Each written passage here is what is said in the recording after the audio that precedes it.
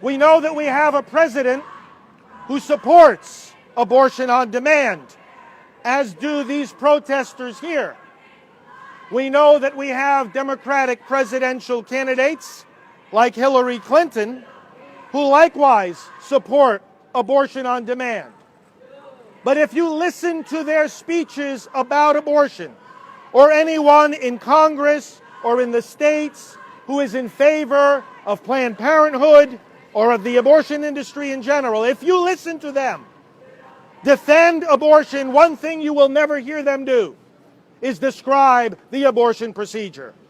They will not talk about the dismemberment of babies by abortion. They will not speak about the head coming out in pieces rather than as a unified head. President Obama, Hillary Clinton, any supporters of abortion, they will not tell you what they're supporting. Because were they to describe the procedure that they think should remain legal, they know that their hearers would reject it and would reject them. And that's why you and I have to pick up the slack and describe the procedure for the American people. We have to describe the procedure using the very words of the abortionists themselves, who describe it with the word dismemberment, who describe it with the word decapitation. We didn't make up those words. They wrote them in the medical textbooks. They spoke them under oath in courtrooms all across the country that were inquiring as to what an abortion is. These are their words, not ours. And yet the supporters of abortion can't talk about abortion. That's because humanity has a conscience, America has a conscience, and that conscience rejects abortion. The conscience of America is being awakened, and is awakened at various times in our movement. On a regular basis, we expose what abortion is. Some of you have the signs here showing what abortion does. Many of you are involved in educational efforts, quoting the abortionists and their textbooks. We show the pictures and we show the videos of what an abortion is. But at certain times in our history, America's conscience receives a brighter light. For example, in the trials of Kermit Gosnell, who was in Philadelphia prison for life, his trial 2 years ago was a bright light on the American conscience, and people awoke momentarily from their slumber and said, this is not what I mean when I say I'm pro-choice. I don't agree with this. I don't agree with filthy conditions in the abortion clinics or with mothers going there for what they thought was a safe and legal procedure and then never coming out because they were killed by that procedure. That's not what I mean. I don't mean babies who are killed after they are outside the mother's womb. And yet all these things, Kermit Gosnell was guilty in prison today. And so the American conscience, for a moment, is awakened from its slumber. And this is another moment as we have more revelations about what Planned Parenthood does. You know, there are various ways that we expose the abortion industry. Sometimes we have dialogues with the people who are doing the abortions. And in those dialogues, they will share a lot with us that we will then tell the American public who come out of the abortion industry. We at Priests for Life minister to many of these people all around the country, around the world. And when they come out of the abortion industry, they tell us what goes on inside. And then the third way is by going into the abortion industry undercover. And what's happening now is only the latest in a long string of evidence that we've been able to uncover from the abortion industry. Back 15 years ago, the story first broke through the efforts of Life Dynamics and Priests for Life working together with them, that the abortion industry was selling body parts of the babies that they killed. As far as their mindset goes, why not? Better to sell them than to throw them in the trash. It's just garbage anyway. If a university wants to use it, if a researcher wants to benefit from it, according to their mindset, let them have it. And yet the conscience of America rejects this, because we know that this is the body of a child. We know that this is the body of a person. And you don't kill the person, nor do you sell the body. And that's why we're here, and that's why we're in some 330 locations this morning, because we are exposing the evil to the light of day. So many of our fellow citizens, they haven't even heard about this yet. And so the effort continues. We are only at the beginning of a very long, arduous process of bringing this truth to the American public. But brothers and sisters, this is in fact just the beginning of this effort, this renewed effort to expose and ultimately to close Planned Parenthood. Somebody was asking me whether the good things that Planned Parenthood claims to do justify them continuing in existence.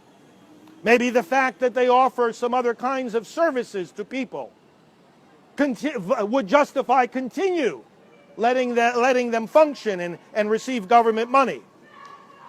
Some of the sound bites from Planned Parenthood are, oh, well, this only constitutes 3% of our activity. Whom are they trying to fool? If I ran a business and I told you I only kill 3% of my customers, should I continue in business? Brothers and sisters, this is not just about telling Planned Parenthood to stop selling the body parts of the babies. This is about telling Planned Parenthood, stop killing the babies, and in fact, unless you do so, close your doors altogether. Amen. That's what we're looking for. This organization, if it continues on the path that it is, does not have a right to exist. That's right. Yeah. That's it. We do not want this kind of organization in the United States of America. It does not belong here. This is the land of the free.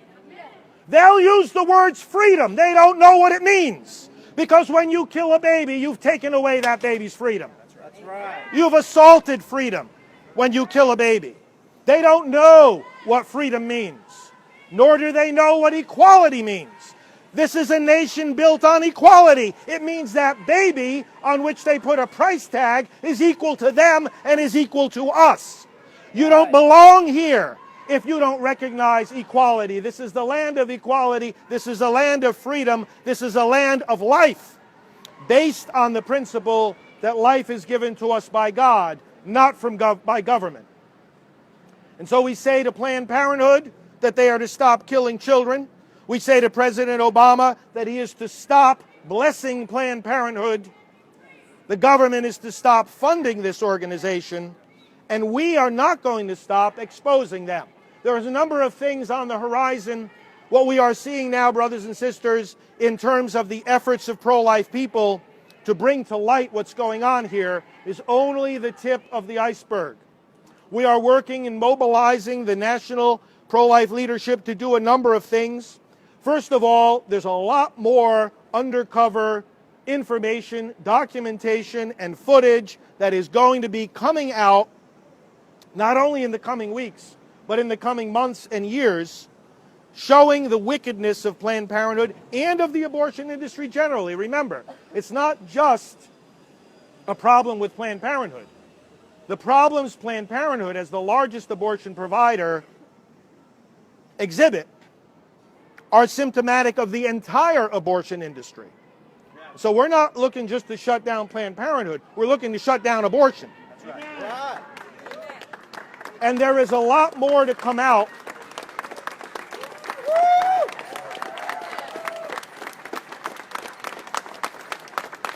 There is a lot more to come out to reveal and expose what the abortion industry is doing in this nation. So this is just the beginning of a process. One of the things you'll also see in the coming months, a number of the national pro-life organizations are going to start putting pressure, more pressure, on those corporations that economically support Planned Parenthood. Not only the government, we're pressuring the government to take away the funding, but hand in hand with that, we have to pressure the businesses that donate to Planned Parenthood and insist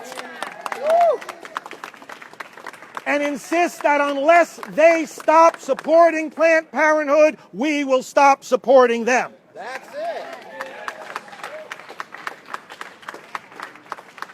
Any business that gives any kind of donation to Planned Parenthood has the blood of these babies on their hands as well.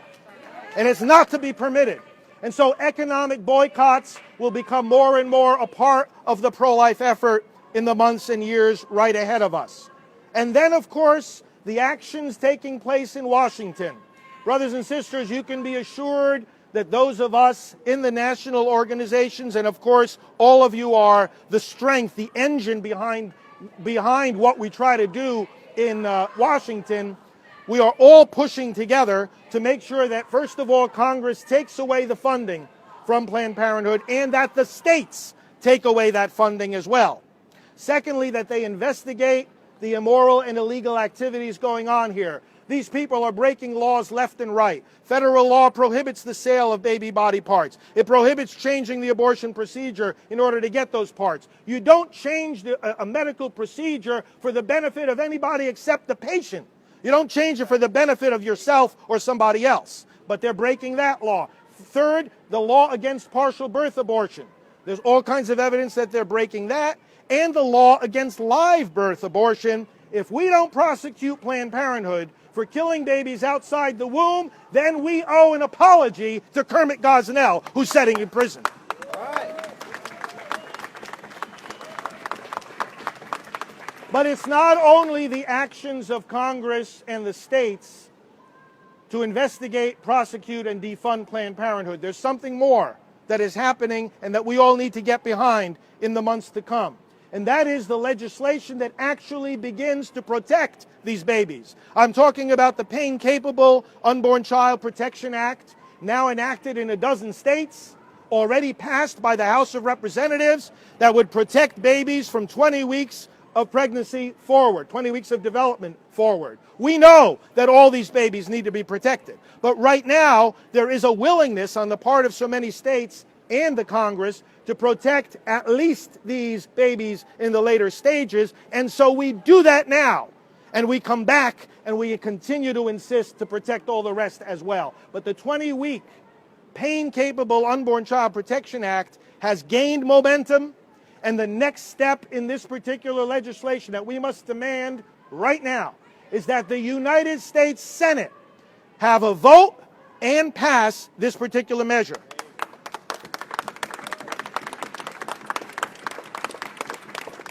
In addition to this, there's another piece of legislation that is just getting started in the states, and we'll see it get introduced in Congress, and that is a measure that would make it against the law to perform any abortion procedure that dismembers the child. I was privileged to stand with Senator Sam Brownback of Kansas just a couple of months ago at a bill signing ceremony where he became the first governor in the country to sign into law a bill that said there will be no babies torn apart by dismemberment abortion in this state. A week after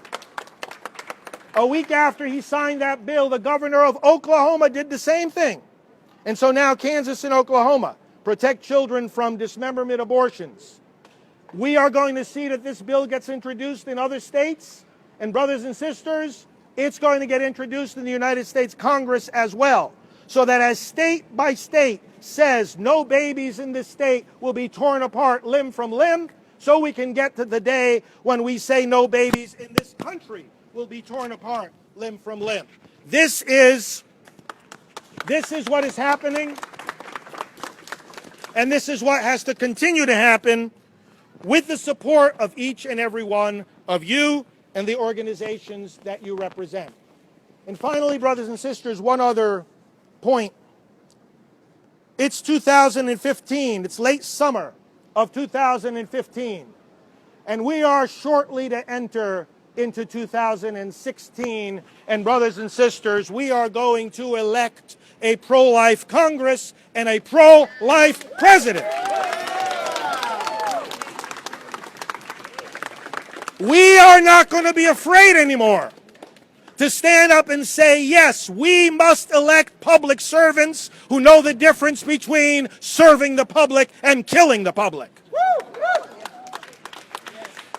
And if there is a public servant in office at the federal level, at the state level, at the county level, at the city level, on a school board, at any level at all, if there is somebody there that can't tell the difference between serving the public and killing the public, they don't belong in public office. That's right.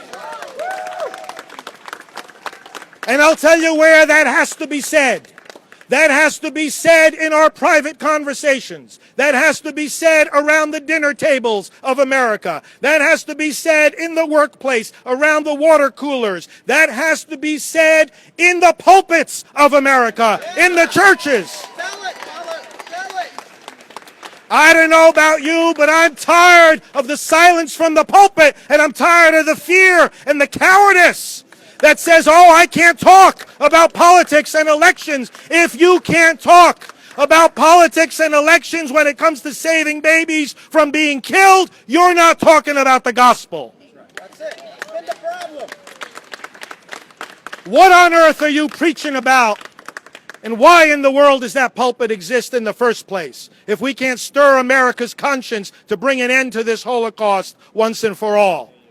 If a politician cannot respect the life of a little baby, then I ask you, how's that politician supposed to respect your life and mine? They don't.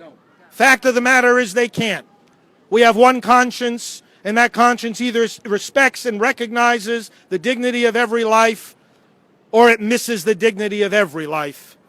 But you can't parcel it out, brothers and sisters. You can't say human beings are of invaluable dignity, that their right to life is inalienable. You can't say that that only applies some of the time.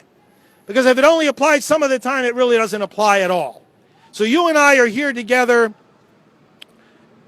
at the outset of a new phase of pro-life efforts and education and political and legislative activity. And again, it all comes back to that simple admonition of St. Paul: expose. Expose the wickedness. Don't be afraid to shine the light on it in your personal lives and in any way you can in the influence you have. One final thought. I'm going to be sharing some remarks a little bit later as well. But one final thought for now is that today, as we have these gatherings all around the country, this is also the first day of a special week of prayer and fasting to bring an end to abortion and the evils of Planned Parenthood. And I would like you to not only take part in that as individuals and with your families, but let your pastors know that this is taking place.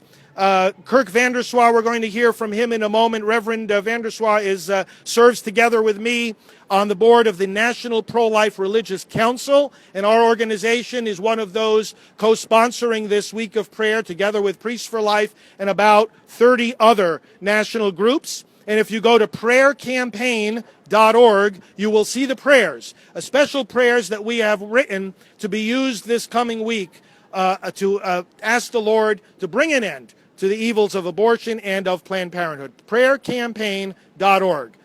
So let's continue in that spirit of prayer here this morning. We're so grateful for your presence here, and more importantly, for what you do for the pro-life movement day in and day out. And let us move on quickly to victory. God bless you all. Let's give it up for Father Frank. If you ever have the privilege of being in the headquarters of Priests for Life, you'll see a big sign that says, we're not trying to limit abortion. We're trying to stop abortion. That's right. I appreciate their passion and their commitment. Do you